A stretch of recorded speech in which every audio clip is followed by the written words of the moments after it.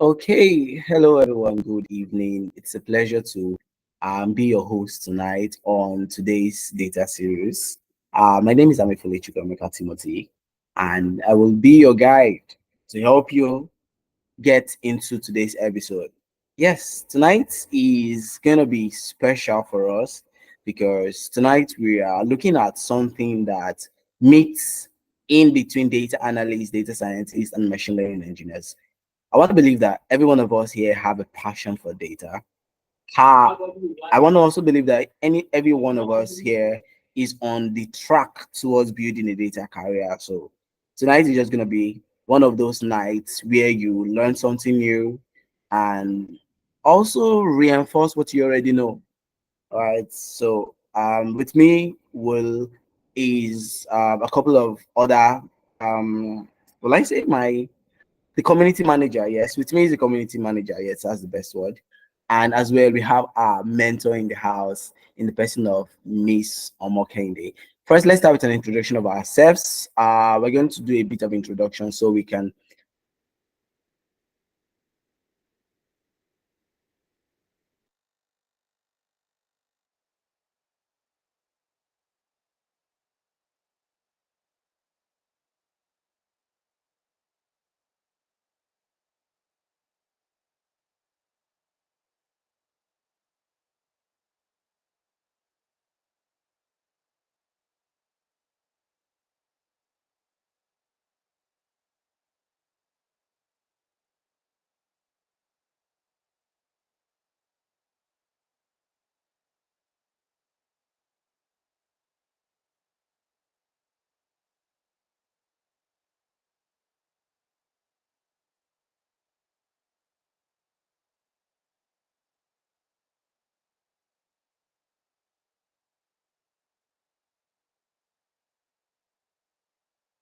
Yes, apologies, guys. I had a glitch in the network. I believe if you can hear me and it's clear, please use the reaction button. All right, you can use the reaction button on your screen if you can hear me and it's clear. All right. So I was saying that this call, of course, these days we have bots that can take calls for people, play the role of personal assistant, I mean virtual assistant. So we need to get to know each other. First, we're gonna do the introduction in this pattern. So just tell us your name, tell us what you do, and tell us one of the stack.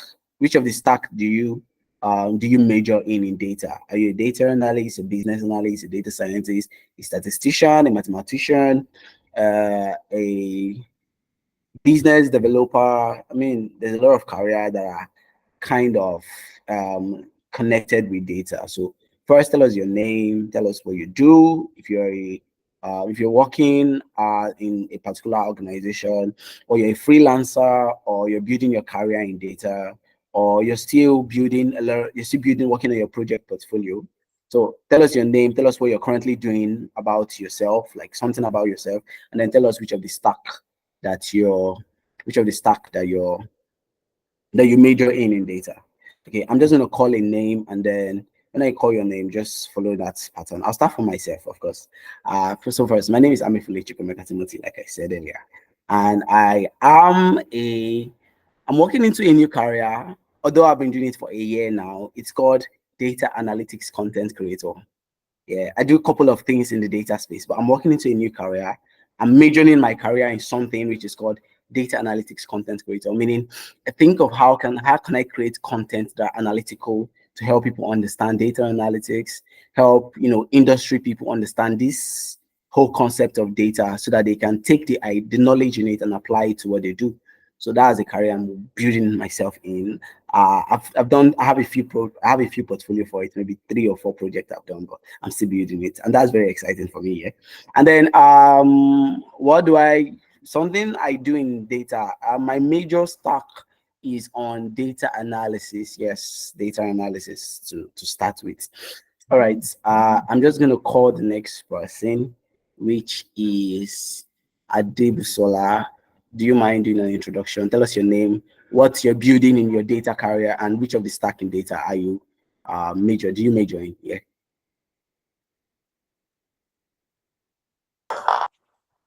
Good evening, everyone. My name is Hi. Adebusola Konim. I am building my portfolio in data analyst, and I've done some couple of projects as well. And presently, I'm not working as one. I work in the health sector in Ireland. So, but I hope to get a job in that field anytime there's an opportunity in my organization. Thank Yes, you. thank you. Yeah, thank you so much, Adibusala. It's a pleasure to have you on this call. Okay, let's go to someone else. Osas Afolabi, good evening. Do you mind in the introduction?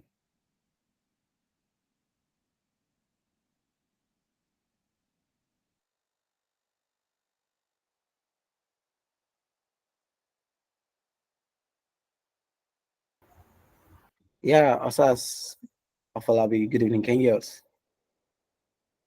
Okay, mm, I guess it's the network. Okay, yes. Mr. Omoli is here. Oh, great. Mr. Omoli, good evening. Do you mind doing an introduction? Yes, good evening, everyone. My name is Fola Omowoli. I'm an environmentalist.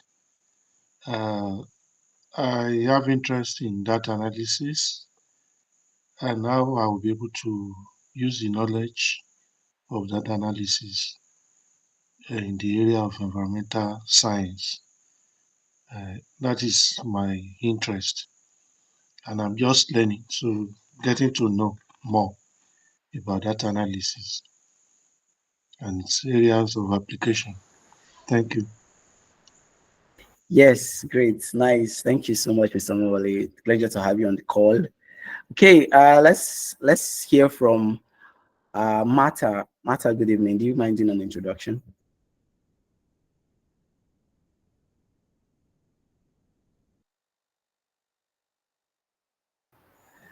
Yeah, Martha, good Hello, evening. Can you? hello, Oh, great. Okay, all right. Yes, hello, we can hear you, hello, Martha.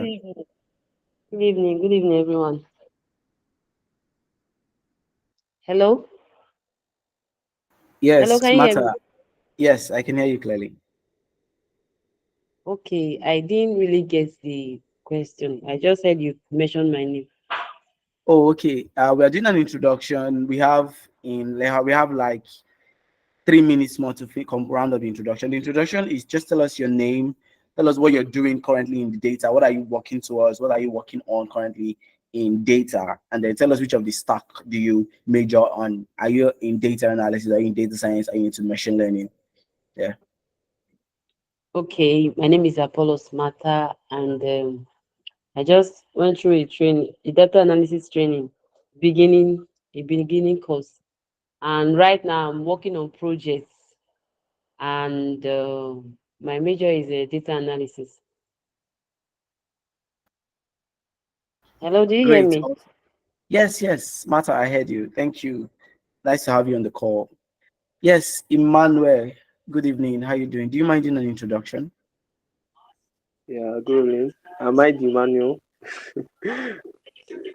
I, so am I the manual? There are many. Okay. Yes, you are Yeah, the I think I Emmanuel. am. All right. So good evening, everyone. I'm Emmanuel Anoro.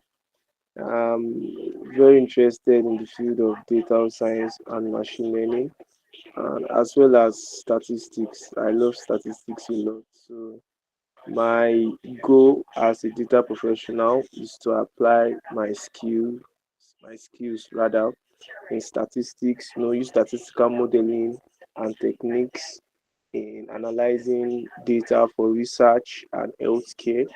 And I'm also interested in my own major field to go into bioinformatics and computational biology. So having a good background in data science and machine learning will definitely help me to successfully execute my goals as a aspiring bioinformatician and computational biologist. Thank you.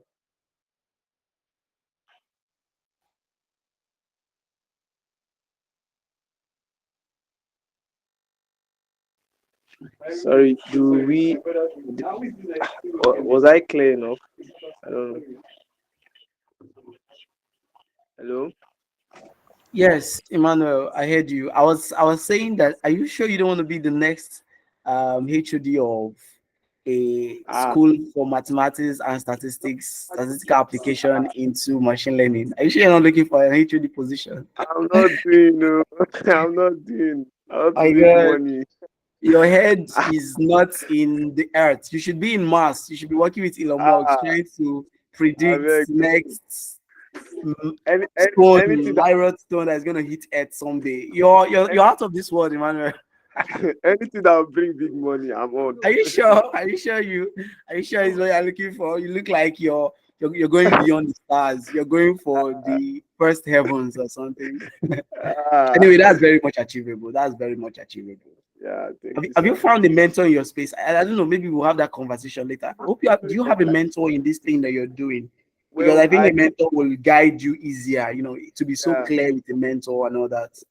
I do have people that I read their materials online. I watch Okay. videos, but I don't have anybody that I have a personal interaction, even if it's just for some period, right? Even though it's Oh, just like once in a while kind of a thing, but I don't really have anybody that I'm interacting oh, with my oh, from people oh. online, and Emmanuel, work towards that. Okay, if you can work towards that, all your pains and stress and challenges will be solved. Will be solved if you find that mentor.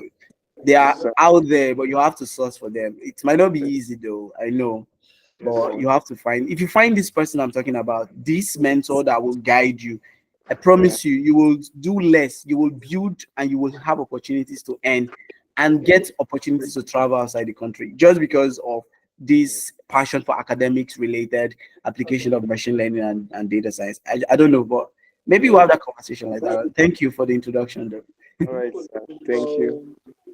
All right. Yes. Osiris Afalabi, good evening. Are you active on the call? Do you want to do an introduction? Okay. All right. So I hope it's not the network. Elisomi Rachel, good evening. Are you active on the call? Do you want to do an introduction? Okay. All right. So perfect. It's nice to have everyone on the call. Let's get into the business for today. Exploratory data analysis. Like, this is where data visualization and data cleaning and insights sits in the data. I mean, this is a concept that if you're a data analyst, if you're a data scientist, if you're a machine learning engineer, you need to understand exploratory data analysis. And it's very integral part. Today, we're going to be listening to Omokehinde talk about this concept. And all I will ask is that we pay attention, keep a note. If you have a question, also jot it down. At the end of the session, we will be opportune to ask questions. Okay. And yes, it's a pleasure to have you, Omokehinde, on today's data series. I hope that you'll be able to give us all you've prepared, and time will not be a challenge. Yes. Thank you. If you can hear me, the floor is all yours, Omokehinde. Welcome. Okay, thank you so much. Thank you. And I also believe that time will not be a problem. So permit me to probably speed up a little. But if I am too fast, please don't hesitate to call my attention to it All because I right. tend to be fast All any time of right. the day. I'll do that. I'll try to do All right. that. Thank you. All right. Thank you very much. I'm going to share my screen now and we'll just move straight into the business of the day. So I believe everyone can see my screen. It's coming up. Yes, it's up. We can see it clearly. All right. So we are looking at exploratory data analysis. And before we go into the exploratory data analysis, let's start by meeting me. So I am Ayodeji Omokehinde, but you can call me Omokehinde, and I'm all about data, community, and creativity.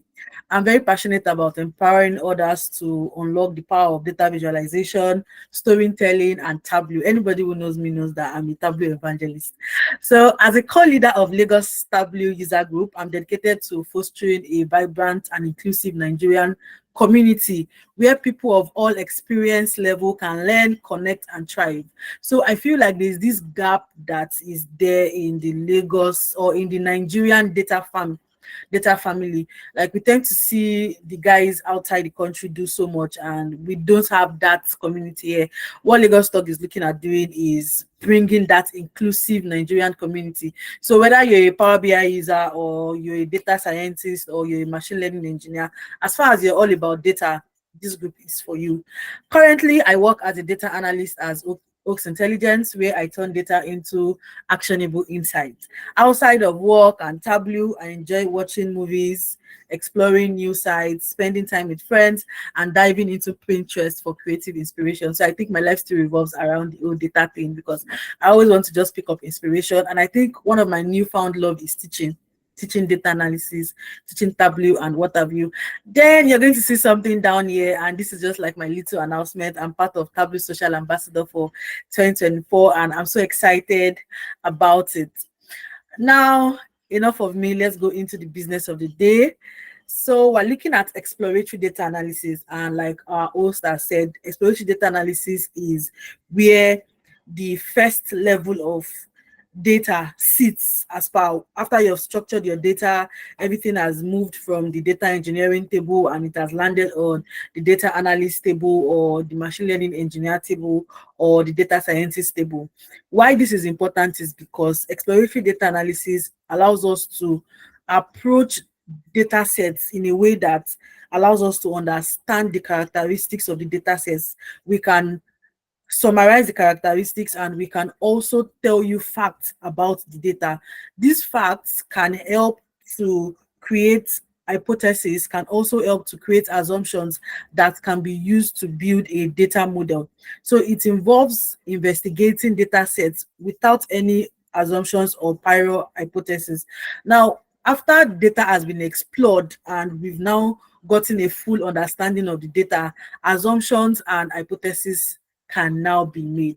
So the primary goal of EDA or exploratory data analysis is to understand the structure and patterns within the data before proceeding with the formal modeling or hypothesis testing, which I stated earlier. EDA provides us with a foundation that helps us to identify trends, patterns, outliers, and relationships between variables. John Turkey is like the person that made EDA very popular because of his emphasis on EDA. And one of the things he said is the greatest value of a picture is when it forces us to notice what we never expected to see. So EDA helps you to notice what you never expected to see if you really explore the data. Why EDA? Why should EDA be a thing? Why does EDA matter? EDA helps us to understand the underlying structure of the data, helps us to highlight relationships between variables. Now, variables can be the fields in the data, it can be the values in the data. EDA would allow us understand the kind of relationship that exists between them. For example, we can say that maybe after performing EDA, we can say there's a relationship or there's a correlation between sales and profits. Maybe the higher sales goes, the higher the profits. If we do not explore the data, we would not be able to draw such conclusions. It also helps us to provide insights for decision making. If we know that sales is correlated with profit, if we know that increase in sales leads to increase in profit, it means we'll do whatever we can to increase the demand of our products in the market to drive sales, because we know that once sales is driven to a particular point, then profit would come in. We can also build a data model that will work on the direct proportion of sales to profit. Data models are not as simple as that, but like basic level, you know, when you have basic level physics, when you say this is directly proportional to this, now you can say this is directly proportional to this because you understand the data. You know that come what may, whatever the case may be, this would always be directly proportional to this. If you explore the data perfectly, you will be able to confidently say, based on the data we've gotten and based on the exploratory data analysis performed, this would give us this kind of output. It also helps us to reduce risks based on bias assumptions. You know, sometimes people can be biased towards certain things. For example, football fans, for example, or let's take okay, I don't want to cause any controversy, but let me just say generally, some football fans know that their clubs are not doing well, but then because they are biased towards their club, they're still going to tell you, oh no, they are going to win or they are going to do that. But somebody who can critically look at the data or the performance of the club over time, which is the data they have, can confidently tell you that, you know, based on this, I feel like this is how the match will turn out. And most times, after proper analysis, it would always happen like that, despite the fact that football is a game of probability. So this is what exploratory data analysis would help us to achieve. Now, there are key steps in exploratory data analysis. The first thing is understanding your data sets. Understanding your data sets cannot be overemphasized, because for you to properly understand what you want to do, you have to properly understand the kind of data you're dealing with. You have to be able to understand what the numerical data is saying. You have to be able to understand what the categorical data is saying. You also have to understand the kind of data types you have. For example, you want to create a map, but you do not have a geographical data. How do you create a map if you don't have a geographical data? Now, because you do not understand the data set, you would actually feel like you tell your stakeholders, okay, we've gotten the data set and we feel like we can create a map showing the density of the different states based on profits. You go back to your data and you realize that you don't have a data that can even be converted to a geographical data. Talk more of creating a map. What do? You're going to create issues for yourself because you did not understand the data set. But when you understand the data set, you'll be able to understand the kind of visualizations you can make, the kind of relations, the kind of questions you can ask, the kind of relationship that can be gotten from it. Also, you have to understand the kind of data quality issues the data set has. Now, in real life scenarios, data sets don't come clean, except of course there's a data engineering team on board that makes sure that the data coming to the data analyst table is clean. But in a real case, like in a real world, I remember one time when I had to analyze a survey data set at work. God, I cried, because I'm like, is it that people don't read the data? Oh my God, was so dirty. I did a lot of cleaning, and I'm going to show you an example of how dirty data can be. And I think the most annoying one for me is when I have date values that are inconsistent. So you can have missing values, you can have inconsistent values, you can have ambiguous values, you can have incomplete values, and those things will bring issues. Also for phone numbers. Phone numbers and that thing.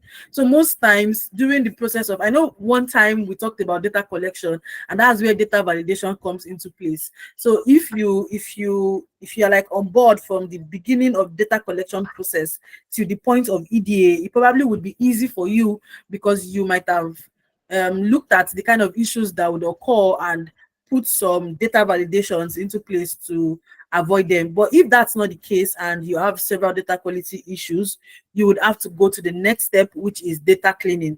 So data cleaning involves handling missing values, duplicates, outliers, ambiguous values, and other things. Then you have to go to summary statistics. Summary statistics involves looking at maybe the mean, the median, the mode, variance, standard deviation, looking at the spread of the data and things like that. Now, when you're done with all of those things, the next point you're going to get to is the visualization exploration. So the visual exploration, where you have to do maybe a univariate analysis or bivariate analysis or a multivariate analysis. Now, this variate is just means variables. So you're comparing maybe two different things. You're looking at a distribution plot, or you're looking at histograms. You're looking at maybe a scattered plot or a box plot for bivariant, because you're looking at like two different variables. Multivariable, you're looking at correlations, you're looking at heat maps, you're looking at peer plots, and all of those things. We're going to look at some of them as far as time would permit me. What are the tools you can use for exploratory data analysis? So exploratory data analysis might sound like a very big word, but it is as simple as data cleaning, data quality issues, and understanding your data. You can use Python, Pandas, Matplotlib, Seaborn, you can use R, you can use Excel, and you can also use Tableau. You can use Power BI, you can use Power Query. So there are like so much. I just listed these three. What are the best practices for EDA? I'm going over the theoretical aspects before we go into the practical aspects. So what are the best practices for EDA? When you want to perform an EDA, what are the things to keep in mind? Don't assume. That's the first thing. One of the things that assumptions would do is that it will misguide you in your analysis process. If you already know that ice cream sellers sell more during hot season, and you're asked to analyze an ice cream data set, you will just conclude that no, during summer, June, July, August, summer period, that way you're going to have high ice cream sales, only for your bubbles to get busted. You would now find out that maybe this is like a closed group kind of analysis where all of those things were not taken into place, but you already have a misguided thought towards the analysis, and then your analysis is now misguided. So don't assume. Let the data guide the analysis. You analyze something from the data, you have questions, you query the data further to understand what the data is saying, and then you should always visualize before you make conclusions. First, don't assume. Second, always visualize before you make conclusions. Your data might be looking like it, but your data might not be it until you confirm that it is it. So always visualize before making conclusions. Most times stakeholders will work on these conclusions, and if they get to work on these conclusions, and I think I heard a story of a particular time when a data analyst gave a very wrong analysis. I think he made a mistake doing his analysis, and that resulted in having an additional zero in the amount of profit. And then, they like celebrated that, oh, they made serious profits, only for them to start looking for the money. And there's no money anywhere because it was a mistake. Meanwhile, they've shown party as per we made this kind of profit. So you can imagine that kind of a thing. So you want to visualize, you want to make sure that you're not misguided, you want to make sure that you're thorough in your analysis before making conclusions and also before giving recommendations. Like this is a conclusion, this is like the conclusion of everything I have said. Be critical of data quality and biases. Don't be biased, because biases can lead you to an unknown end. Now, let's go to the practical aspect. I believe that this slide will be shared. So if you get this slide, you can just click on this button and it will take you to the Google Sheets where you get to download the data set. But this is the case study we are going to be working with today. I just trust God I have time to walk us through like all of the things I have planned out. So the case study is that just imagine this. I feel like scenario-based learning help people to put themselves in the shoes I want them to be in. So for like the next 30 minutes, imagine yourself as a customer. Imagine yourself working for a customer analytics division at a global retail company called Global Shop. So you're working in Global Shop as a data analyst, and Global Shop operates in US, UK, Canada, and Australia. Now, this company is experiencing significant growth, and the management wants to understand, like, how are we doing? We want to understand what the customer demographics is, we want to understand what the purchasing behavior is, so that we can improve our targeted marketing efforts, and so that we can also optimize product offerings for the different stores across the countries. Now we've been able to do this. We've been able to come up with this, and now the company is telling you that you have been provided with a customer data set that includes 300 customer records along with their purchase information over the past year. Now, what is your goal? Your goal is to perform exploratory data analysis in order to uncover sites related to customer demographics, customer sign up behavior, spending behavior, and data quality issues. So these are the things that we are going to be looking at. Now, I said you have to understand the table, you have to understand the data set.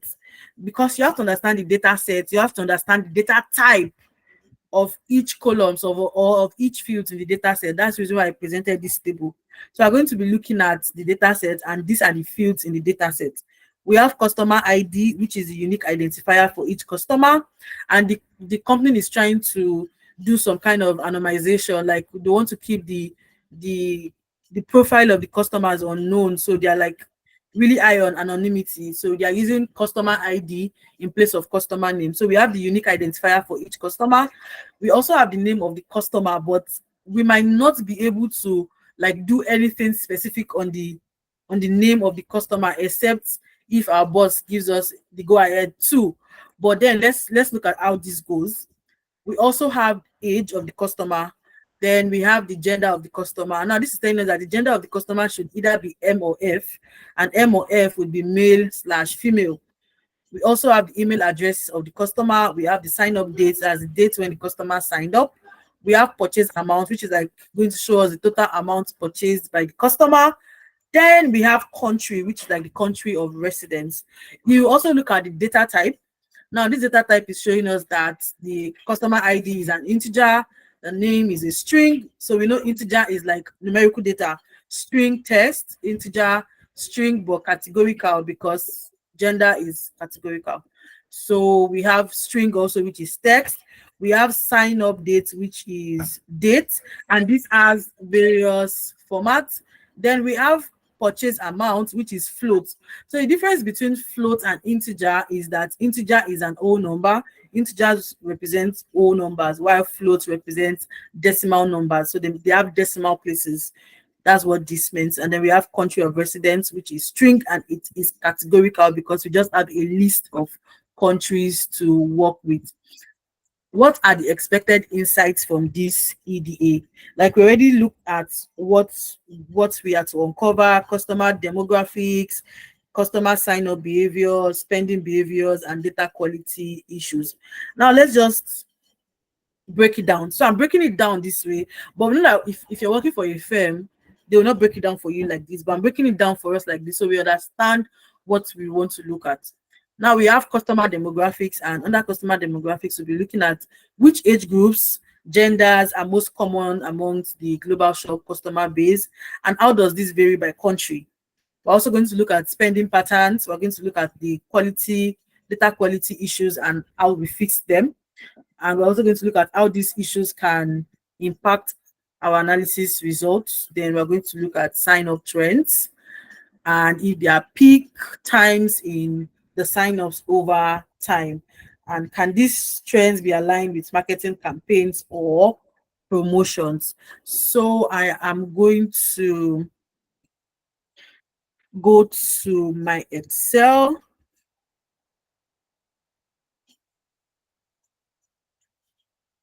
And I think this is it over here. So we have the data set. When you download the data set, this is what you're going to see. But I already worked on this data set because of the limited time that we have. And I'm just going to be walking us through the thought process behind it. Please give me a minute. Give me a minute, please.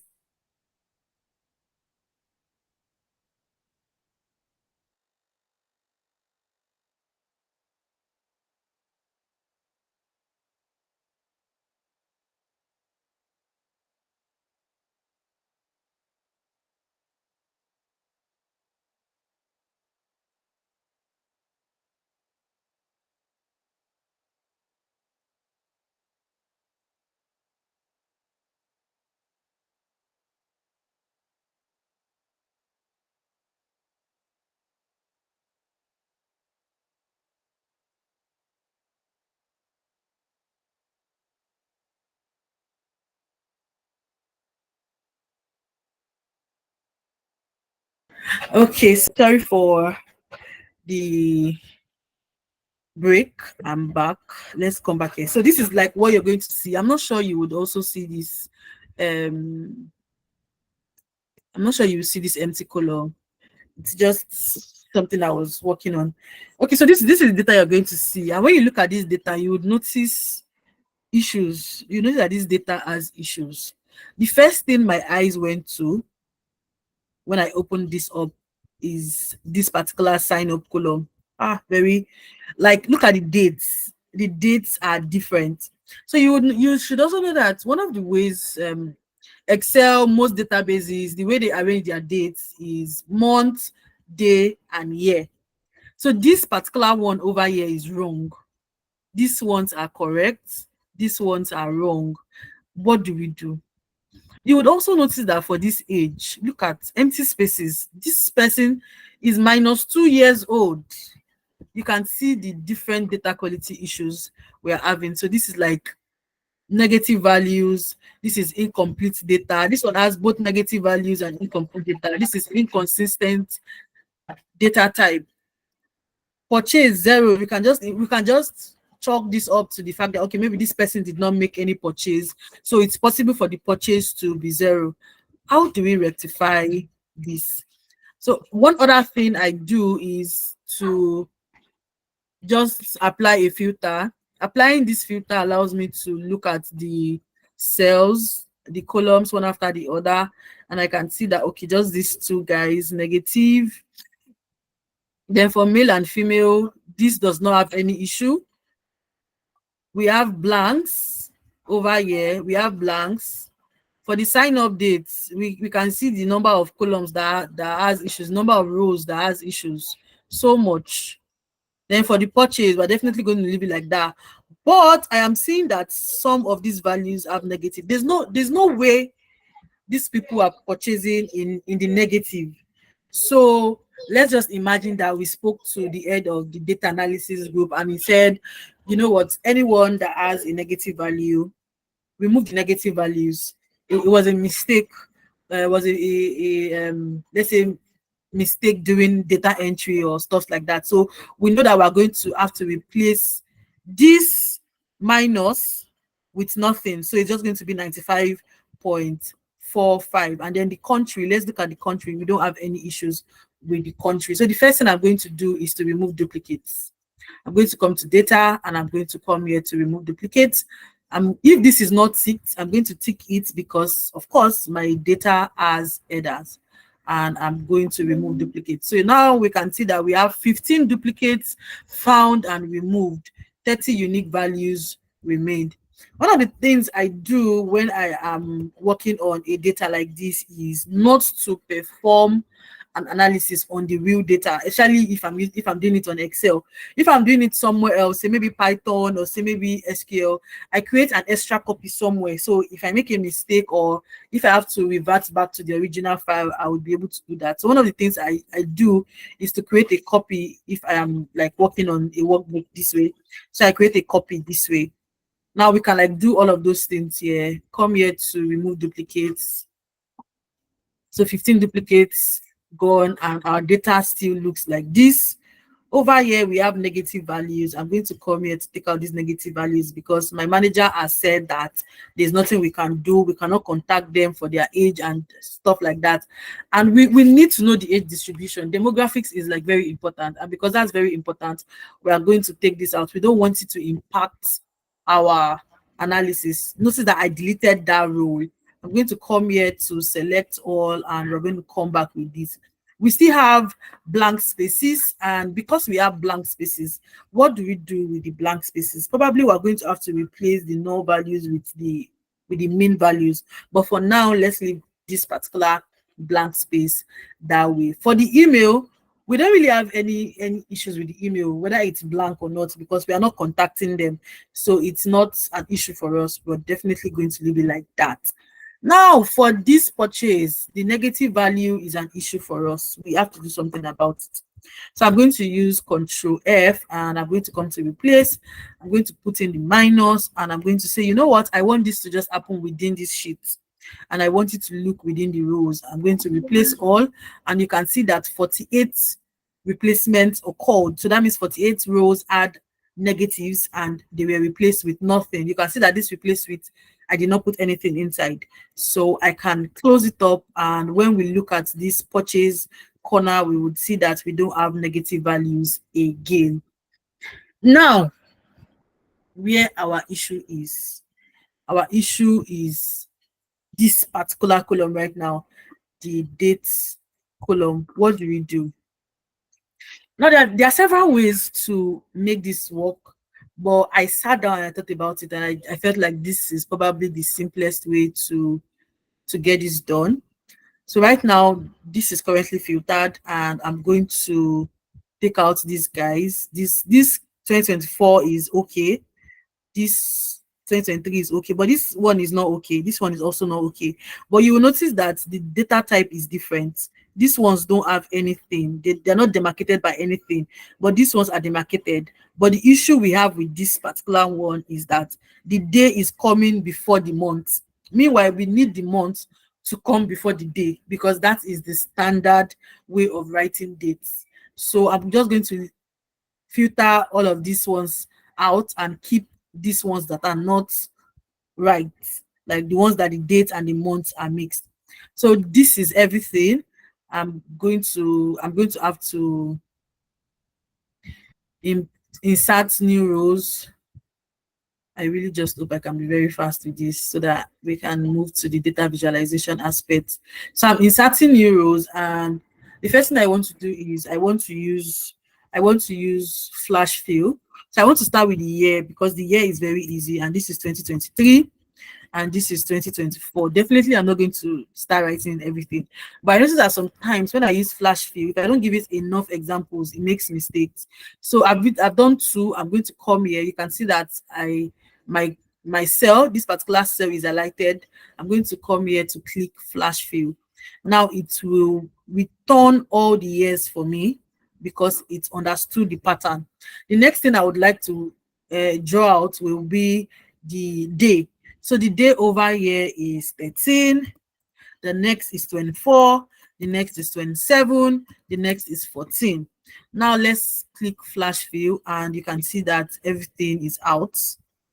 You can see that everything is corresponding. The next one will be for the month, which is at the middle. So this month now would give us a little bit some problems, but let's try it out. So this is 11, this is 2, this is 3, this is 7. I hope it doesn't give us any issue. Now I am trying to give it a lot of examples, because if I just did only these two, it probably might not understand what I want. So let's just do flash fill. Are you seeing what is happening? It's giving me 0. Then this is giving me 7. It's not really understanding what I want. So I want to give it like so much examples so it understands what I want. If this does not work, I'm going to do one last thing. But let's try this. Are you seeing that the flash fill did not see a pattern? These are the issues. So I'm going to come down to 9, and I'm going to come down to 10 and see if it would see an issue, a pattern. So it's also not seeing a pattern. What I'm going to do right now is I'm going to format this cell to show double values. I'm going to come to my home. I'm going to come here, and I'm going to come to custom. Then I'm going to just put 0, 0. So it means that this should have leading zeros. Let's come back to the data tab and let's do flash fill. You can see that it now recognized a pattern. Now we have done this. The next thing we are going to do is we'll have to call out month and day. Then we're going to use the concatenate function to fix it.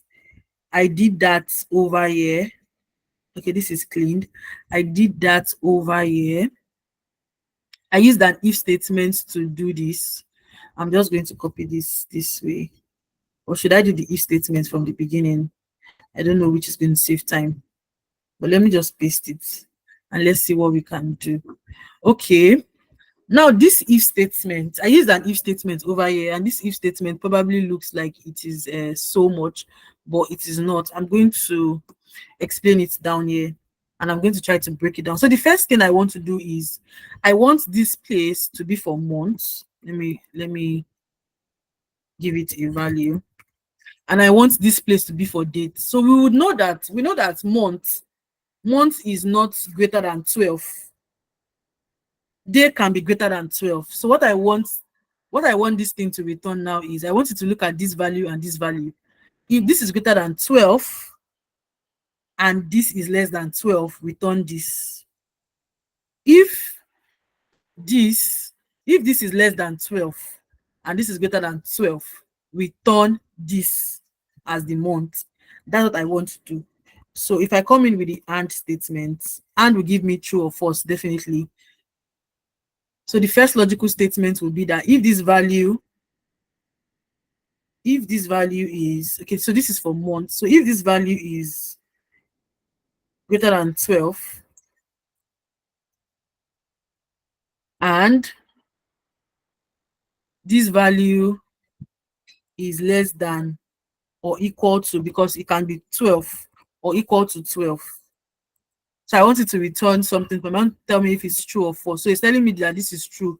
This value is greater than 12. So if this value is greater than 12 now, and this is true, I wouldn't want it to return this value because this is month. I want it to return the next value. This is where my if statement comes into place. So I brought that thing, I brought it into this place, this way. The AND statement, this is the AND statement here.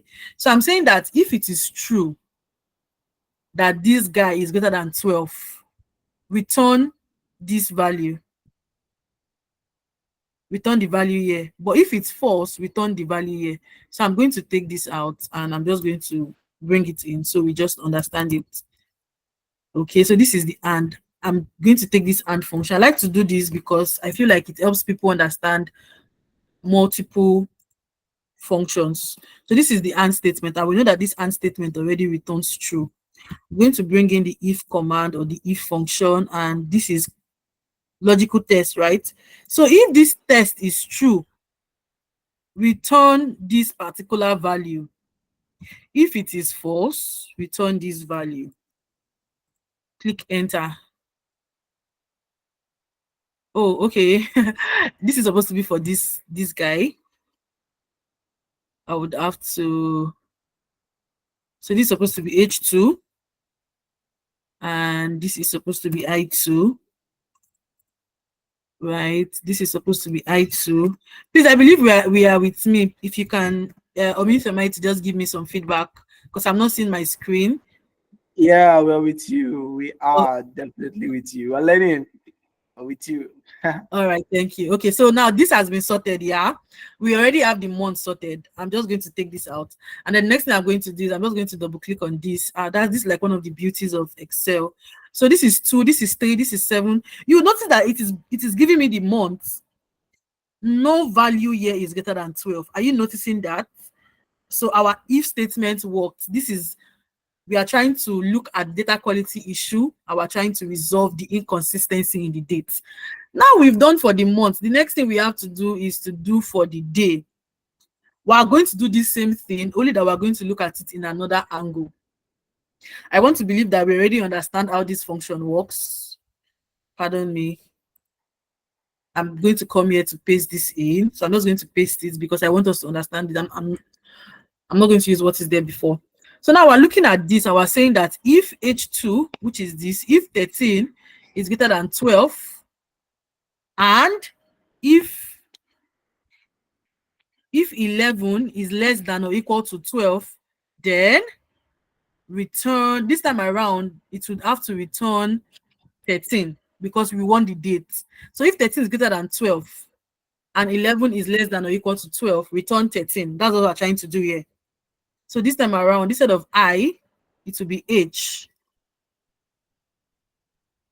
Then this would be I, right? I click enter. So it will be returning 13. Let us do this. Now you can see that this is for day and this is for month. If I scroll down, you would see that all the values are way above 12. If you notice that the values here are that way, so we're just trying to switch it up. And this is like the simplest way I could think of to switch the data with the time we have. The next thing I came over here to do is what's it called? a concatenate function. So I was also trying to use the date function, but for some reasons it wasn't working out, right? This is year. I could have just come here to click on year. Then I would come here to click on month. Then I'll come here to click on day. Okay, it worked. When I tried it before now, it didn't work. So I tried to use the concatenate function. So let me just tab it down. Let me see if it's going to work. Please, let's confirm together that it's working. So I think this is working. This is working. Oh my God. Okay, thank God. I don't have to go through this concatenate thing because I tried to do it earlier and it wasn't working. So I'm just going to copy this and I'm going to paste it here. Control V. So we have this, and this is like, all right, our date function for this particular guy is now correct. So next thing I'm going to do is I'm going to come here and I'm going to come to insert. I'm just going to do this is equal to this because I don't want to tamper with this original column. I still have something to do there, and I'm going to just, tab it down this way, and we have it this way. Now that we are done with this, we're still going to have to do this again. So I'm just going to try to copy this. Then I'm going to come back here and I'm going to select all and unselect everything. I'm just going to click on these two. You know that these two now is a separate data issue on its own. So we have these guys having that issue. What do? We're going to come here and we're going to pick out 2024. We're also going to pick out 2024. We're going to pick out another 2024. And I'm just doing this to feed the flash field with enough data. So the next thing we're bringing out is months. So I think this is months. Oh, we have it twisted. Now this is very annoying because this is year, month, and day. Over here we have year, day, and month. Can you see that? So I'm just going to bring out the two stuff, and I'm just going to bring out two again. And like we know, this guy might not work. This guy might not work, but let's just try the flash fill. You can see that this guy did not work. So I'm going to delete it. I'm just going to clear it out, right? I'm just going to clear it out, and I'm going to highlight these two guys this way, and we're going to come back to home and perform that custom stuff. This is just for it to accept a leading zero.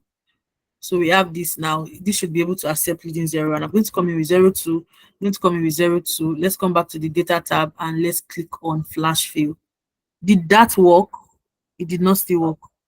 It did not still work. So I'm going to have to come here and I'm going to click on 13. Now it worked. Are you seeing? So because this is 0202, I had to feed it with this guy for it to understand that, okay, this is the pattern. And then now the pattern works well. So let's look at the other one. This is 30. This is 30. I would have to do 01 so that, it's just going to work that way. And you can see that it's working. So what I'm just going to do over here is to come here to paste that same function we used. Oh my God, the function is gone. I copied it, but it's gone. Okay, let's go over it again. I believe it's simple and everybody understands it. So we come in with the if statement and we come in with the and statement. This and statement helps us to check what is going on within the cells. Then we say if this guy is greater than 12, if this guy is greater than 12, and this guy is should that be less than or equal to 12? This one might be a little bit tricky. Okay, let's just do this. If there's a mistake, we'll go over it again. So like some of the things that happens when you're doing data cleaning. So okay, so we want this to be month. If we want this to be month, this will not work. So this is going to work for day. So since this is going to work for day, I'm just going to copy it this way, and I'm going to place it here. Oh crap! Ctrl Z. I'm just going to place it here because I want it to work for day. Now let's look at it for month. So we're saying that if this guy is greater than 12 and this guy is less than or equal to 12,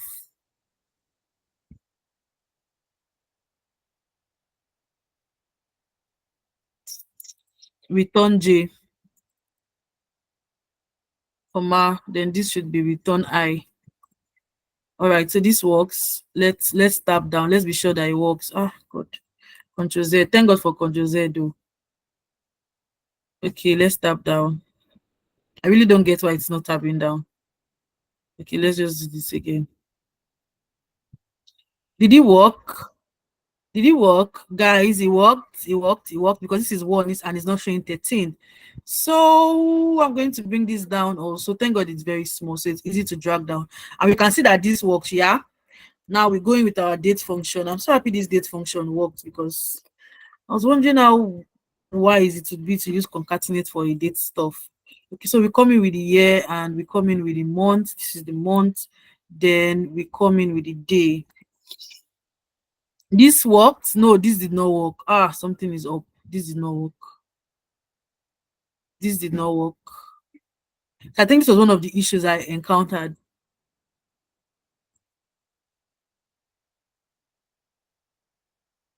Okay, so the other one, did we do anything to the other one to make it work?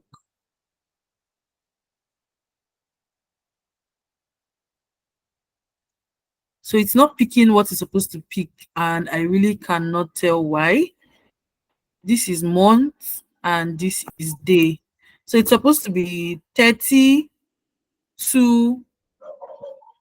Guys, sometimes these are the issues. Okay, let's try the custom thing. If the custom thing works, good and fine. If it doesn't work, we might just have to go back to the concatenate thingy. Okay, if this is not working, I just remembered something. Another thing we can try is we can do 2, we can do 2, we can do 30, and we can do 2024.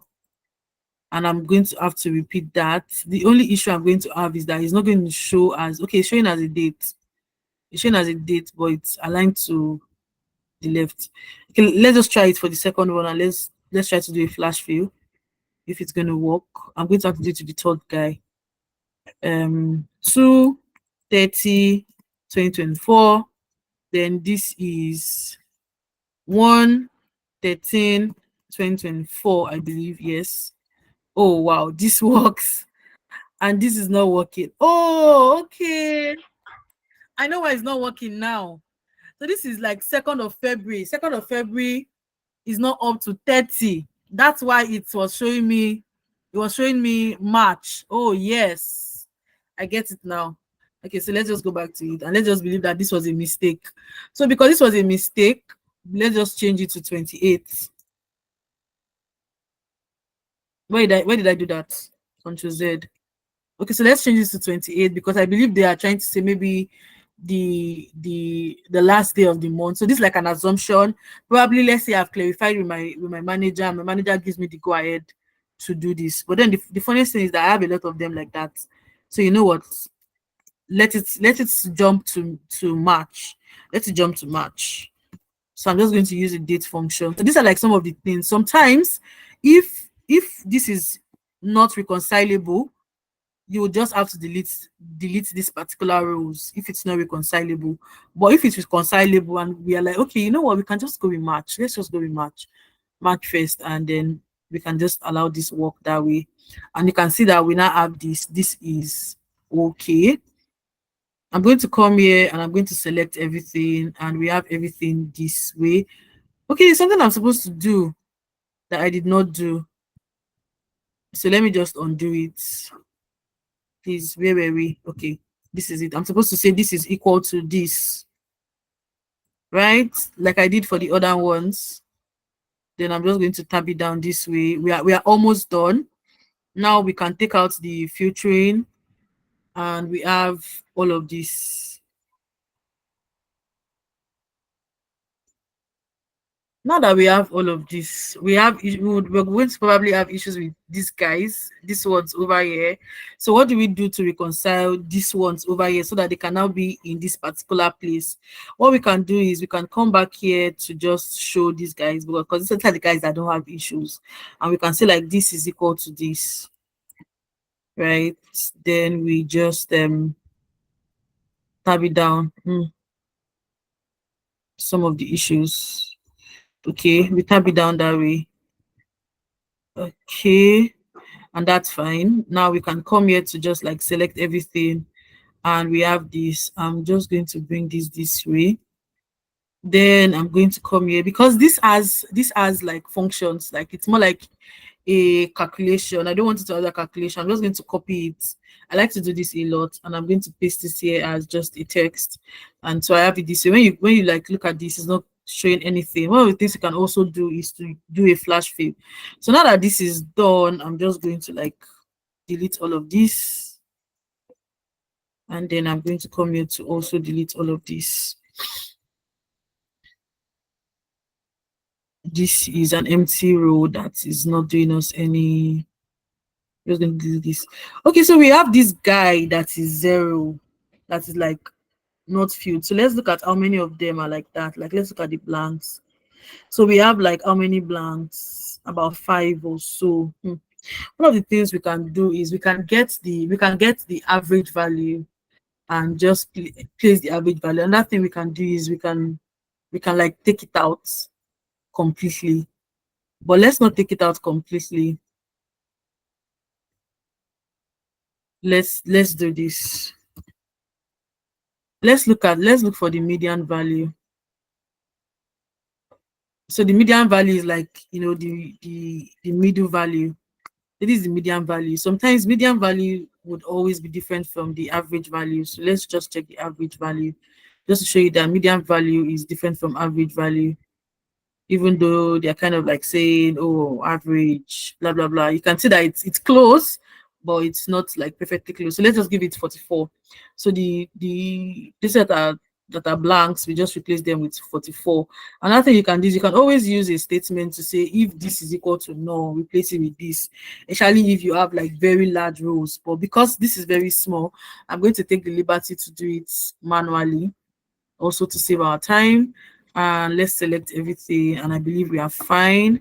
I'm just going to delete this again just to be very, very sure that we don't have duplicates. I'm going to come here to remove duplicates again. Like this is what I was saying. If your headers are not ticked, just tick it and do that.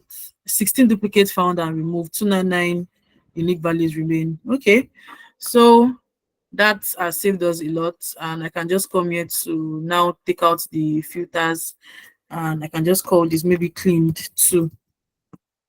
Okay, it uses the same kind of name. Okay, so let's just say cleaned 1. Right, now this data is cleaned, and we can now close it and move on to the next part of our analysis. And next part would be to now exploit. Of course, you can exploit, you can analyze it, you can query it in Excel, you can query it in SQL, you can query it in Python. But like I said, a Tableau evangelist, and I like to use Tableau a lot. So this is Tableau. This is what Tableau interface looks like, and you can always download it just by typing tableaupublic.com. It's take you to where you're supposed to download it, and just follow the prompt. Tableau software is like one of the easiest softwares to install. Like when I mean one of the simplest, I'm not even joking. So this is the data set here. It will allow all of these data sets. And one of the things I like to tell my students is to open by coming here to click on open, not clicking on any of these. When I started learning out Tableau, it was a little bit of an issue for me trying to navigate, which is a text file, which is a JSON file. By the way, a text file is also known as a CSV file, but it took me some time to know that. I click on it and I'm here. Now we have all of this because it's a workbook. It's bringing all of the data, but this is the one we are going to be using. So we have this over here, and we can see all our data sets. So these are our data sets. And you can see that for the data type, this is a geographical data type. That's what Tableau is saying it as because of the location. This is date. This is numerical. All of these are strings. This is also numerical. String, numerical. You would notice that this is blue and this is green. Blue color represent discrete values. Discrete values are values that are distinct, right? While this is green because it represents continuous values, and continuous values are values that form unbroken O. You can have discrete and continuous. You can also have dimensions and measures. So let's go into the worksheet and let's just see how that works. You can have dimensions and measures. So these values over here these are dimensions and these ones over here are measures. You can have discrete measures. This is an example of a discrete measure because it's a numerical value. Measures are numerical, dimensions are qualitative. This is a numerical value, but it is distinct. So because it is distinct and it's a numerical value, we would say this is a discrete measure. We can also have continuous dimensions, and continuous dimensions work with dates. We're just going to see how all of that works. Now, what is expected of us in this exploratory analysis that we want to do? We've cleaned the data, we've looked at data quality issues, and we've fixed it. So we're concerned with customer demographics, which age group and genders are most common amongst the the shop database, and how does this vary by country. So we can come in with the age. Now, if we come in with the age, this way we're going to have something like this. We can come here to create an histogram using Tableau Show Me. I just brought in age, and I'm just going to come here to click on histogram. And this histogram is showing us that we have most of them around 41. So our distribution is like basically around 41, but it's not so distant from each other, except from the fact that people from 70 upward, like we have just very little of them, 49, 53. But this is the distribution, this is the age distribution. So if we want to target people, we want to target people in their 30s to mid 40s. We would also look at maybe mid 60s. Probably don't want to pay more attention to these guys and these guys, but want to look at these guys, this age group. We can now decide to put them in groups of 5. How do we put them in groups of 5? If you look over here, you see something like age bin. So I can edit this age bin and say, you know what, I want to place this in group of 5. If I place it in group of 5, let's see what's going to happen. This is what's going to happen when we place it in groups of 5. You can also decide to place it in groups of 10, depending on the age brackets you're looking at, maybe 20 to 30, 30 to 40. So this is 10 to 20, 20 to 30, 30 to 40, and the rest of them. And you will see that we have majority of them in the 40 to 50 age bracket. We also have them in the 20s to 35. So we want to look at like this group when we are looking at targeted marketing. So we can now talk about the age with confidence. Okay, the next thing we probably want to look at will be the genders, right? We want to look at the genders, which gender is doing, like what genders do we have more. The Tableau brings in a pre-count field. So this field is just like an aggregate field that has like already counted what we have. But this is just counts, but we want to know the distinct guys, like, so we want to like count by distinct, and this is not going to give us count by distinct. So when we want to look at count by distinct, we're going to bring in customer ID, because customer ID is unique.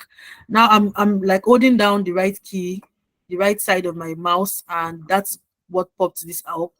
I'm just going to come here to click on count D, and count D is like distinct count. So this is what we have for the distinct count, and I can just show this in a pie chart. It's not allowing me show it in a pie chart. It's allowing me show it. It's recommending a bar chart, but this should most likely be in a pie chart. If I do it this way, it's not still allowing me. So I'm going to come here and I'm just going to turn it to a pie, and it's showing me this. I'm going to put this way, and I'm going to also place gender on color. And so I have the pie chart this way. I can make it big. And so this is my pie chart. I can decide to label them and also bring in this count distinct.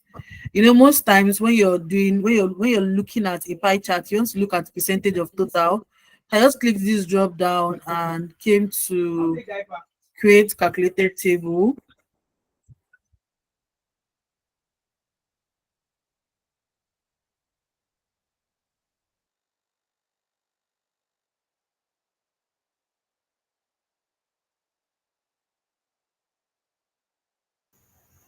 Yeah, hello. Omokehinde, good evening. Are you there?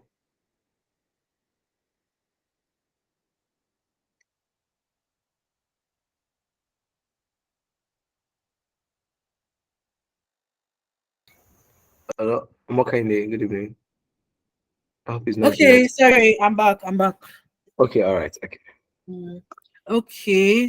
Please, if you have any questions for me, kindly note them down and I'm going to answer once we are done. So I just what I created here is called a quick table calculation. I just came here to percentage of total. And this is one of the things I also love about Tableau. Tableau allows you to do this drag and drop. It just places things there for you to just move around easily and not do so much complex calculation. Of course, you would still do complex calculations when you start getting to when you start having the need for complex calculations. But for this like exploratory parts where you just have to do basic stuff, you really wouldn't have to do so much calculations. So I have this over here and I'm just going to click on this icon and I'm going to place it on label. Now it's showing me the percentage. So we can see that we have this percentage. I am going to bring gender to this point and I'm going to have it this way. I want gender to be above. I'm just going to bring it above and I have it this way. But this is M and this is F. It really doesn't make sense. So I'm going to alias. What I want to do now is I want to alias this. All I did was just to click on this, right? Click on this and you'd see edit alias. I just want to say I want this to be female. I'm going to do female. So if this were to be SQL, you would have just done as something, all of those aliases. And I want this to be male. Okay, so now we can see the percentage of the males to the percentage of the female, and we can say, oh, we have more females compared to male. How about if we just want to show this as a whole number, or if we want to show it as we want as 2 decimal places? So this is how to get it down to 2 decimal place, 1 decimal place, whole number. So let's go with whole number, and we have this over here. Now we've looked at the age group demographics, we've looked at the gender demographics, we have the percentage. How about if we want to see the count? We want to see both the percentage and count. I'm just going to place this here and I'm going to say count distinct. So this is showing me the counts and the percentage. I can come here to edit it, maybe make this bold, make this bigger, maybe say 11, and the counts. I probably would not want the count to be okay. I can make the count bold, then reduce the shade of black, or make this bold.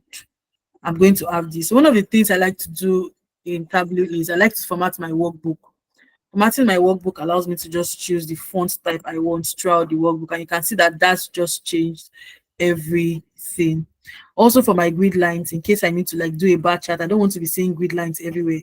Look at this, you can see grid lines messy because they are not needed for anything. So I'm just going to turn it off and you can see that that just went out. 0 lines, not needed. If I need it, I'm going to like bring it back. Axial rulers, let's just keep axial rulers. Ticks, no, I'm taking out ticks and I'm just leaving it this way. Just faint like that. And there we go. So we have this. The next thing I would want us to look at is the country, like what's like the country demographics, right? So this is country over here, and we're also going to bring count distinct, and this is count distinct over here. This is definitely going to be a bar chart, and we can make this bar chart big. I like to use data labels. So data labels, I just came here to click on this and I'm going to take this out. We can see that Australia has more customer base compared to these other guys. So notice that I'll be using count of customer ID, count of customer ID. I probably just want to be able to bring that in, distinct count. So I'm just going to, this is me creating a calculated field, and calculated fields are used to create new columns in Tableau. So I just want to bring in count distinct of customer ID. Right, so this is it over here. So I can always bring in count distinct. This means I can replace this way, and you see that it's giving me the same thing, right?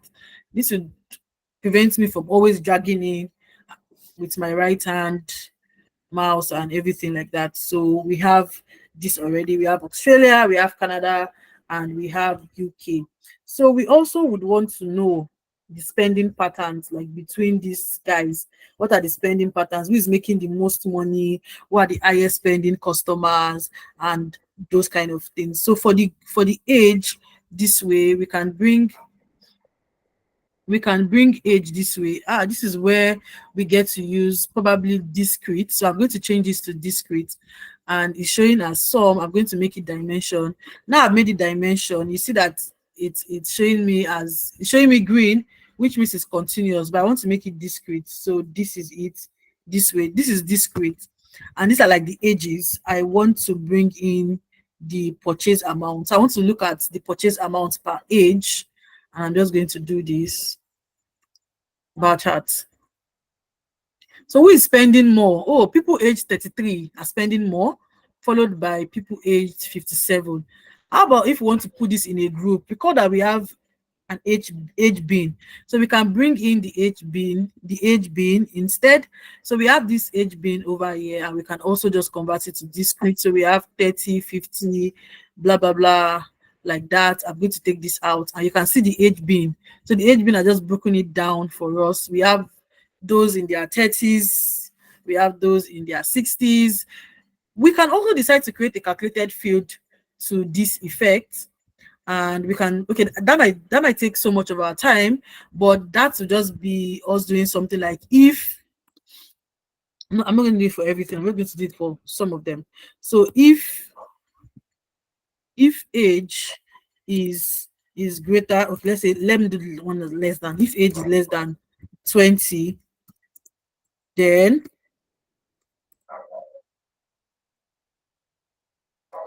I'm just going to say teens, right? So you can like put them in an age bracket, and else, okay, let's do teen and adults, yeah, else adults. So you can do more than this, like you can do else if, like that. I'm just going to do this to save our time, and we do end. You would see that this is going to like help us understand what is going on. I didn't give you a name, but we can always give you a name. I think I just, my mind skipped that. So we have adult and teens, as you can see.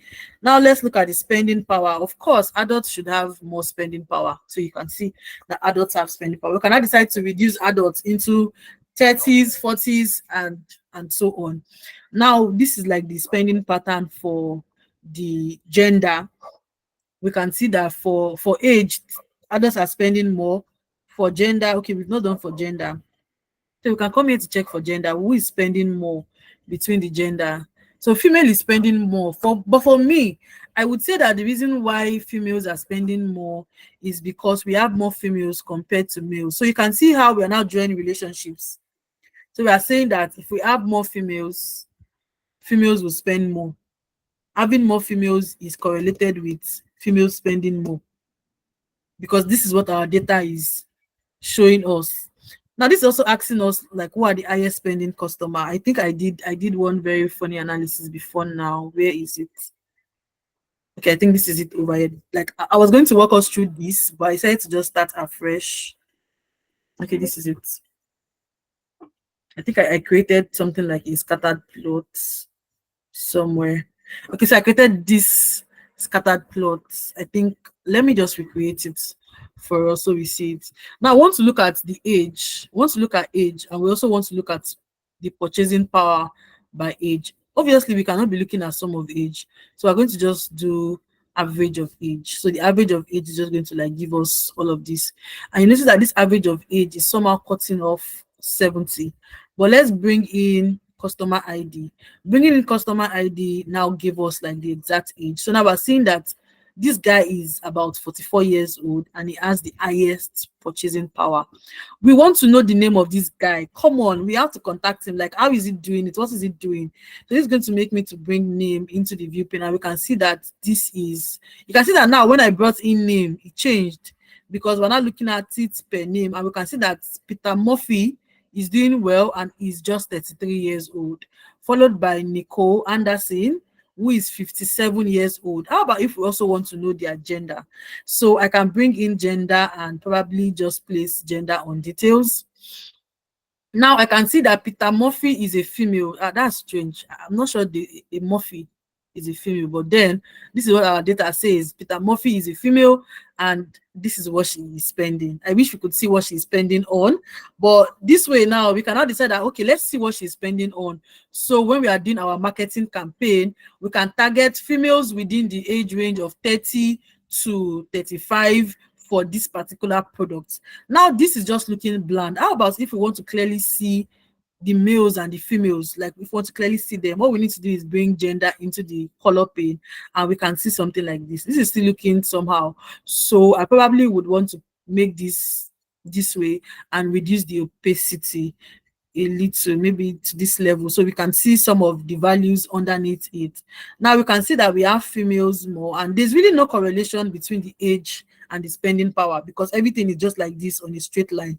So we cannot say there is really a correlation. But what we can say is that almost everyone between 20 to 70 has purchased stuff what this is like maybe 1,500 with the exclusion of these guys. So these guys are our outliers. We want to look at them to understand what made them purchase this much. Is it something that has to do with the data, or is something that, or is it like, or did this really happen? So one thing we can actually do with outliers is we can investigate them more, or we can take them out. We can decide to take them out and say, you know what, let's exclude these guys. Let's see these guys. Now, when we exclude those guys and we just see these guys, we can see that there's still no correlation. Like everybody is just buying within the age range. Everybody is just buying. So there's no correlation between the age and the purchasing power. If you say, okay, you know what, let's just perform a little, let's look at a little trend, let's see if there's anything like that. So I'm just coming here to probably see if there's like a linear relationship. You can look at the different kind of relationships over here, and this will be very important for people that want to like build a model. And you would see that there's really no relationship. You can see the p-value 0.26 for female, and then the p-value for male is 0.9, which this, if we want to like look at this regression, this will probably not be acceptable because it is very close to 1. I think what is acceptable for the p-value is when it's close to 5, or no, 0.05. 0.05 for the p-value. So you can see that these two, they are way above, and we cannot really draw any conclusion for this if we want to build an hypothesis over this. How about if we look at let's say, what else can we look at? Now we've looked at the spending power. We've also looked at the, let's look at the trend. Is there a trend in the purchasing power of our customer base? So I'm going to bring this down. This right here is a discrete dimension. It is blue and it is here, but I can decide to convert it to a continuous dimension. Look at it over here. This is continuous. So we can see over here that there is a peak here, July 2024. We want to look at what happened in July 2024. This is January, April. This went down. This went up over here in October 2023, but this came down. So that means when we are looking at these 2 years, we're not really seeing like a defined pattern, but we can look at it to understand what exactly is going on between these peaks and these lows over here. We can try to investigate into this date. Probably want to look at May 2024. Let me not just say with my mouth. Let me bring this into the view pane and let me look at month/year. So I want to look at May 2024. I want to see what happened. Why did it go down like that way in 2024, right? I want to like maybe bring in, what do I want to bring in now? Let me bring in names. So these are the people that purchased goods in May 2024, and I want to bring in the purchase amount. This is it. How about if I want to see the total of what they purchased? You can see that they purchased very, very low stuff. I'm going to come here and I'm going to say, you know what, show me the row grand total. Is it row grand total now, or is it column grand total? I think it should be column grand total. Okay, so this is the grand total of what was purchased, and I can just show filter and decide to toggle, you know, let's just say single value. So I can only select one value at a time. May 2023, only one person purchased. So we can see what the problem is. February, only one person purchased. September, okay, we have quite a number of persons that purchased in September 2023. How about if you compare it to September 2024, we have only 3 persons, and Teresa did not even purchase anything. So we can like dive down to look at what exactly is happening between these periods. Now we can tell the marketing campaign guys that, oh, these are like the peak periods. 2020, July 2024 was a peak period. We want to compare it with what happened in February, with all of these peak periods. Let's look at what really happened. Why did we have peak periods during those times? And when we further investigate it, it can help us to align it towards a particular marketing campaign or towards a particular promotion. So this other question, who are our highest spending customers? When we look at this, we were able to detect our highest spending customers in this 1, 2, 3, 4, 5 people. So these are our highest spending customers. You can see that highlighting them is like showing me the correlation. There's really no correlation there. No correlation there. So you can see this, no correlation at all. Like it's just there. Probably maybe if we try out a polynomial correlation or something, it might give us something more reasonable, but this is what we have over here. One of the ways to immediately look at your data and understand what's going on is to create a box and whisker plot. This is a box and whisker plot, and this is for purchases, and we kind of want to create a box and whisker plot for country. So I have country over here, and I want to like see what is going on. So these are like the different countries, and we can see that US is like the lowest purchasing, and we can see that UK is the highest purchasing, and these are like outside of the box. This is like the upper winger and the lower winger, and we have these guys, like this guy is close to the median, this one is also close to median but towards the upper guys, right? We can now decide to, you know what, let's break this down, let's see what is going on per the country, and then we break it down this way. We now bring customer ID into this. We can now see, oh, we have several outliers. So all of these points outside of this upper whisker are outliers. We cannot investigate the problem, like why are we having these outliers, what are the issues, what happened, what led to this, do we remove them, do we add them, will they help our analysis? These are the kind of things you look out for in exploratory data analysis. So let's go back to our slides. Having looked at all of those things, so let's just look at it again to ensure that we went through it.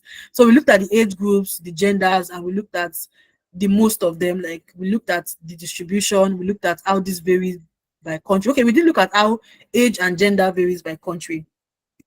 Let me quickly show us how age and gender varies by country. So this is it. I'm just going to come here to create a new sheet, and my time is almost up. Is my time almost up? Okay. Yes. Just go back to the slide. Sorry, you can just keep that part. Sorry. Oh, okay. So this is the slide. Alright. I was saying we didn't look at how age group and genders varies, but we looked at all of these, the spending pattern for age and gender and country. We also fixed the data quality issues, and we also looked at the peak times in the sign-up period that can be used for marketing campaign. So I really want to show us this one, and after this one, like we are like done. So this is age by country. I'm going to bring the age over here, and I'm just going to make it discrete. This is sum of age. I'm going to make it dimension. So we have all of these ages down here, and I'm just going to bring purchasing power. Yeah, so look at the purchasing power, the purchasing amounts over here. I'm going to make this discrete.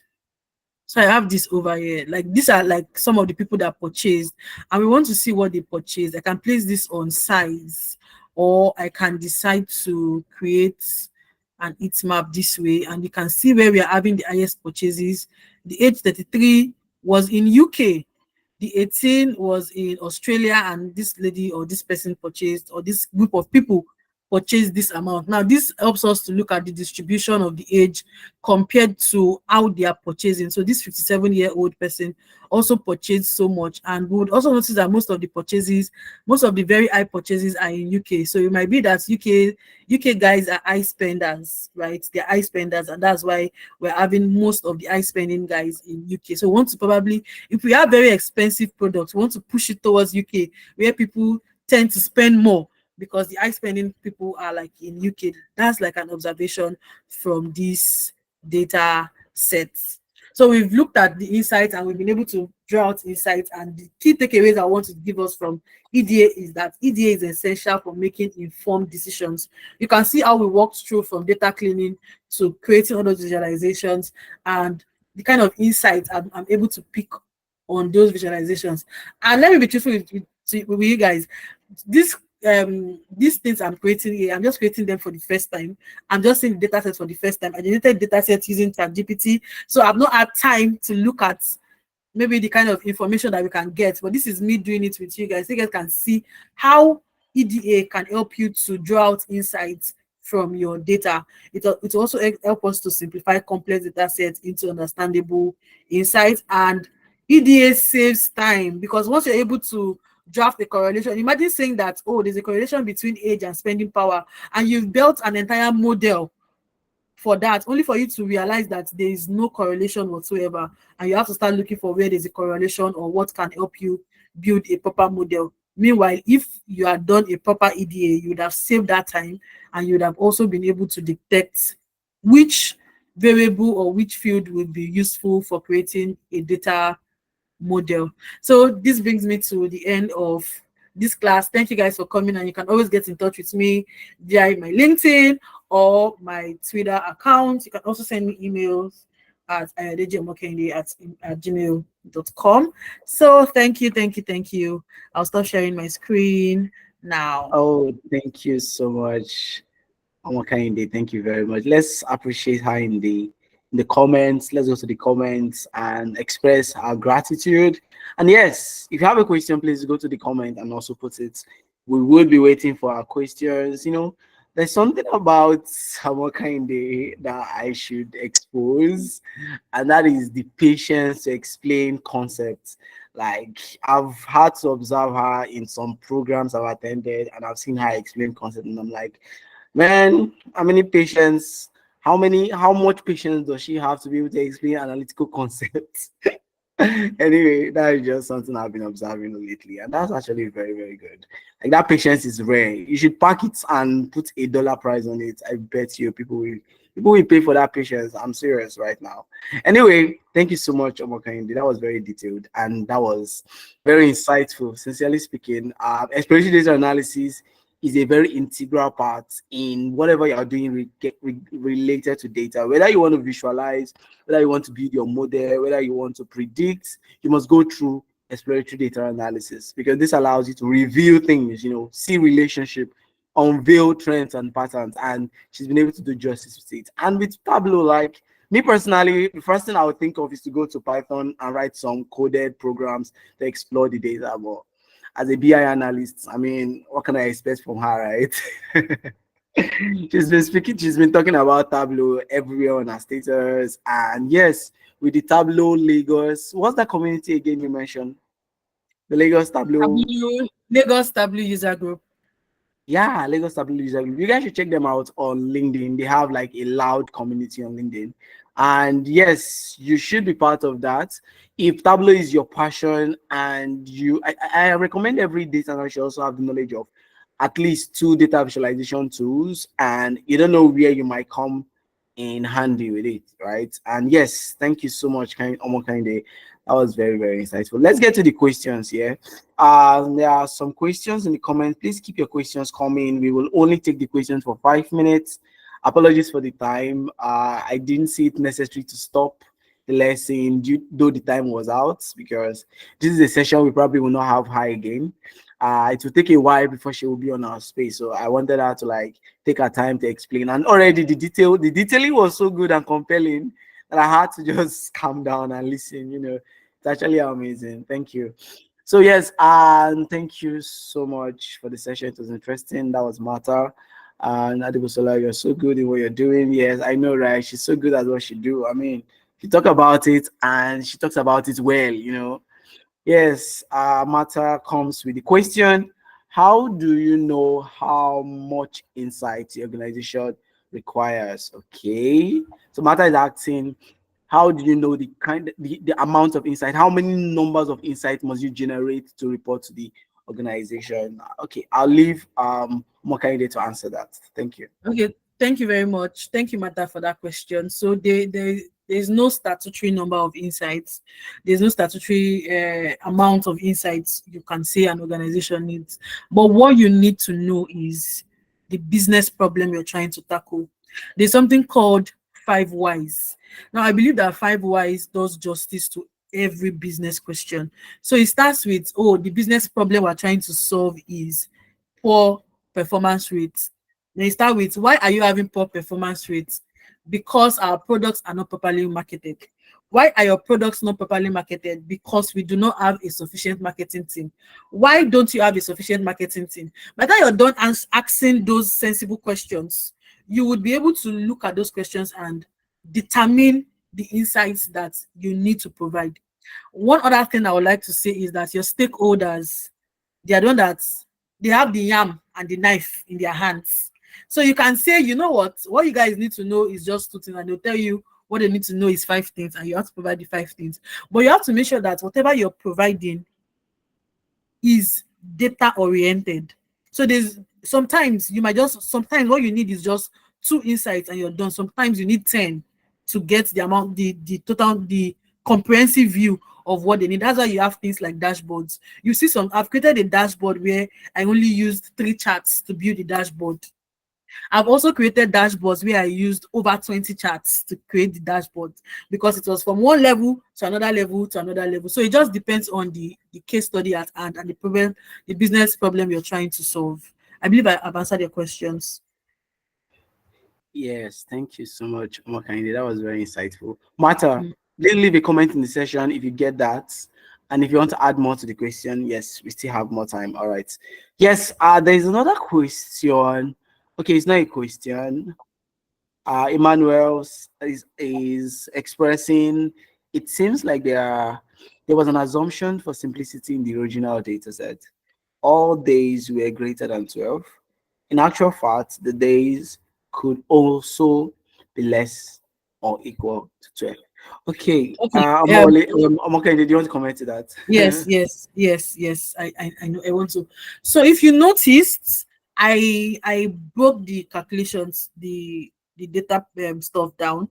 There are actually dates that are less than 12. Those dates that are less than 12, where Excel looked at them as normal dates, so he didn't flag it off. I don't know. Permit me to share my screen to just show him that there were dates that were less than 12. So All because right, that's those dates were less than 12, Excel did not see an issue with it. So Excel, look at this. This is 4 and 2. It is less than 12. This is 2 and 6. It is less than 12. So from the original data set, when I came here, we had these 2 guys.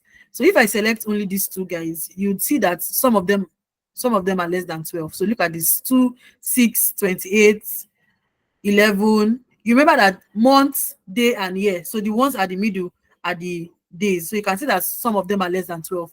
So for those ones less than 12, Excel did not flag them as a wrong date. That's why we did not have to cater for that in our data cleaning.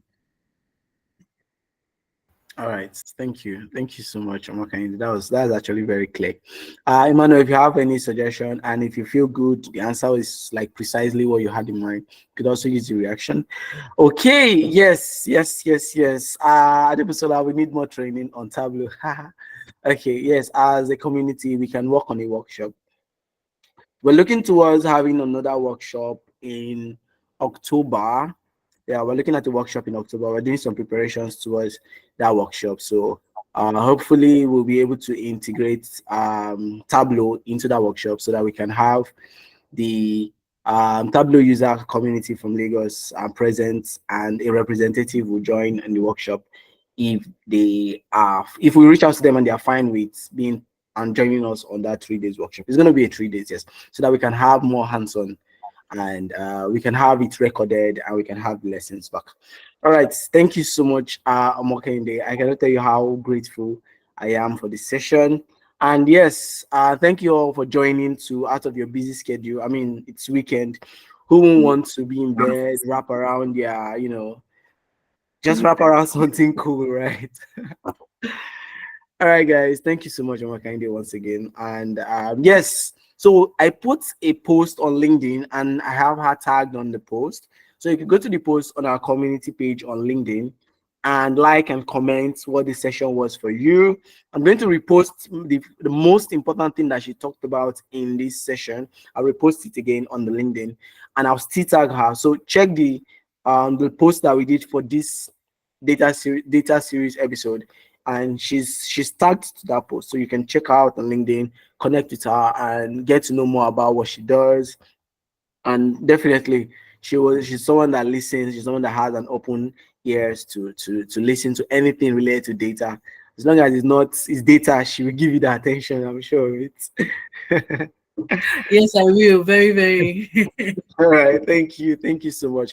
All right, guys, I guess I will leave us to be with our loved ones, and send my apologies to your loved ones for taking you off their time. All right, guys, do have a beautiful weekend and a great Sunday and a beautiful night too. And God helping us, we meet in the week to come on the next data series episode. Good night and have a lovely evening. Thank you, Bye. my friend. Bye. Bye. Yeah, Emmanuel. Bye, Bye. everyone. Yeah, Salah. Bye. Thank you so much. Good night. Yeah, Mr. Akin. Good night. Thank you. Oh, Mr. Akin on this call. Oh, wow. Okay, I will stop the recording now, and yes, so stopping the recording in 5.